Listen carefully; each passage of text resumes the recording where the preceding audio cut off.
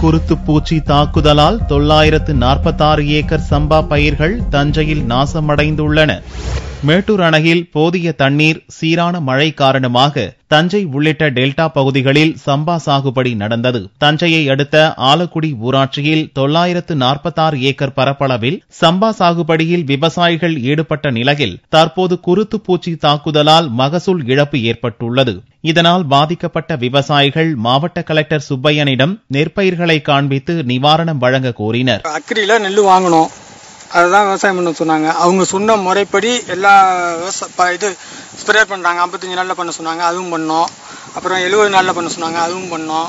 இது எல்லாமே பண்ணி ஒன்றும் சரியானபடி இது வரல. பொங்கல் காலத்தில் இந்த மாதிரி பாதிப்பு ஏற்பட்டு கடைசி நேரத்தில் அறுவடை நேரத்தில் எங்கள் கைக்கு வர முடியாமல் பண்ணிடுச்சு. இது கவர்மெண்ட் ஏதாவது பார்த்து உதவி செஞ்சாதான் நாங்கள் தப்பிக்கலாம். அதிக அளவு பனிப்பொழிவு, குறைந்த வெப்பநிலை காரணமாக குருத்து பூச்சி தாக்குதல் வேகமாக பரவி வருவதாக விவசாயிகள் வேதனை தெரிவித்தனர்.